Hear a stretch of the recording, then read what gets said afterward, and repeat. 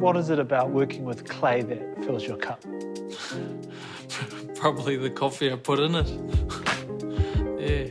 Nah, it's a whole thing about, just like the feeling of the clay in my hands, when I'm working with it on the wheel.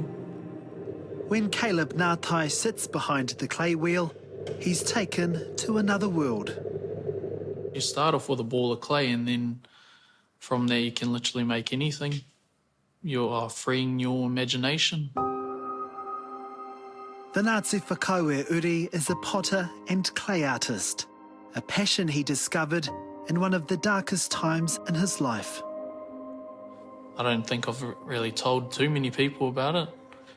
So when I was living in Melbourne, I went over there just out of high school and I was making coffees. I had a manic episode. I freaked out my family, and then, ended up in hospital. And I was in there for a couple months and they diagnosed me with bipolar. The 27-year-old spent the next year trying to pick up the pieces. It's literally just a blur.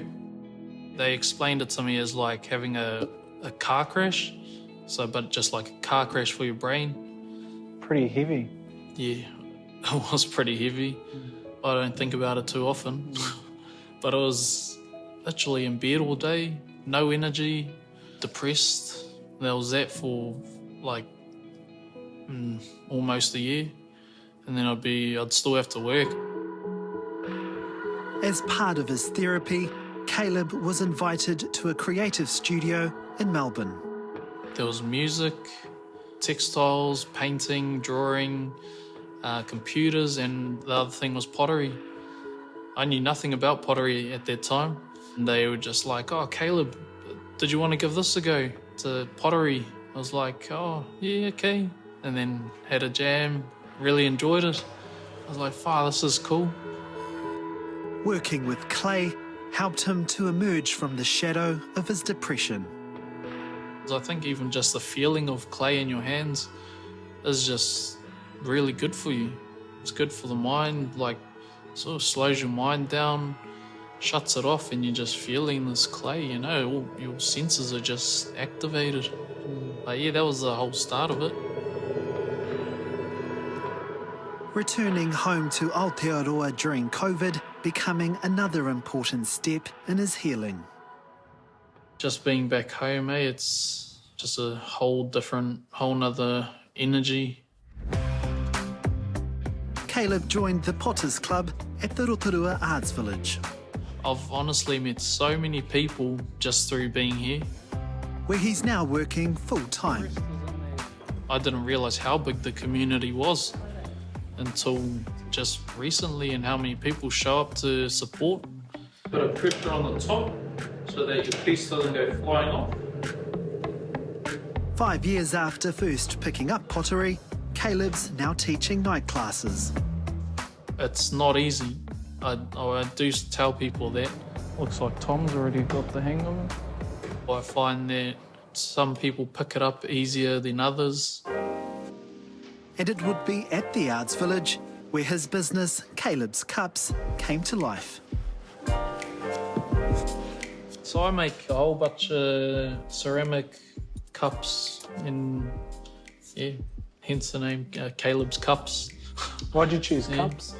The fact that I was a barista before, and I was doing that for like 5 years.